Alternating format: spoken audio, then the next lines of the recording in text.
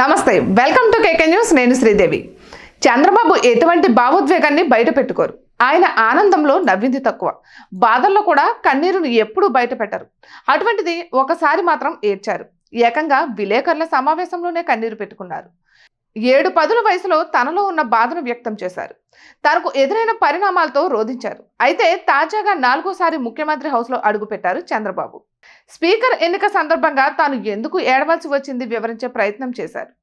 సభలో తనకు జరిగిన అవమానాన్ని గుర్తు చేసుకుంటూ భావోద్వేగానికి గురయ్యారు. మరోసారి హౌస్లో అటువంటి పరిస్థితి రాకుండా చేయాలని సభ్యులకు విజ్ఞప్తి చేశారు. సభ ఔన్నత్యాన్ని కాపాడదామని కోరారు. ఇక 2021 నవంబర్ 19న శాసనసభలో చంద్రబాబుకు తీవ్ర అవమాన భారం జరిగింది.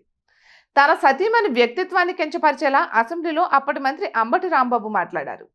దానికి కొందరు వైసీపీ సభ్యులు వంతపాడారు. సభానాయకుడిగా వారించాల్సిన అప్పటి సీఎం జగన్ వెకిలి నవ్వులతో వారిని ప్రోత్సహించారు. దీంతో చంద్రబాబు తీవ్ర మనస్తాపానికి గురయ్యారు. తీవ్ర అవమాన భారంతో భీషణ ప్రతిజ్ఞ చేశారు. ఇన్నేళ్లు పరువు కోసం బ్రతికాను, అలాంటిది ఈరోజు సభలో నా భార్య ప్రస్తావన తెచ్చి అసభ్య వ్యాఖ్యలు చేశారు. ఇది గౌరవ సభ కాదు, కౌరవ సభ. ఇలాంటి సభలో నేను ఉండను. మళ్ళీ ముఖ్యమంత్రిగానే ఈ సభలో అడుగు పెడతాను, లేకపోతే నాకు రాజకీయాలే వద్దు. అందరికీ ఓ నమస్కారం అంటూ 2021 నవంబర్ 19న శాసనసభలో ప్రత్యేక ప్రకటన చేసి చంద్రబాబు బాయ్కట్ చేశారు. అనంతరం విలేకరుల సమావేశం ఏర్పాటు చేసి తనకు జరిగిన అవమానాన్ని తలుచుకుని రోధించారు. అయితే అంతులేని మెజార్టీతో కూటమి అధికారంలోకి వచ్చింది. ముఖ్యమంత్రిగానే చంద్రబాబు హౌస్లో అడుగుపెట్టారు. స్పీకర్ అయ్యన్న నియామకంపై మాట్లాడుతూ నాటి గుర్తులను నెమరు వేసుకున్నారు. ఎంతో పవిత్రమైన అసెంబ్లీని గత ప్రభుత్వం దెబ్బతీసింది.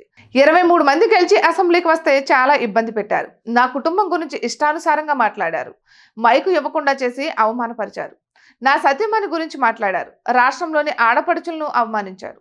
సోషల్ మీడియాలో సైతం ఇష్టానుసారంగా పోస్టులు పెట్టారు. ప్రజలు అంతా గమనించి నన్ను గౌరవ సభకు పంపారు. భవిష్యత్తులో ఏ ఆడబిడ్డకు అవమానం జరగకుండా చూడాలి. నా గౌరవాన్ని కాపాడిన ప్రజానికానికి మనస్ఫూర్తిగా ధన్యవాదాలు. మరో జన్మ ఉంటే తెలుగువాడిగానే పుట్టాలి.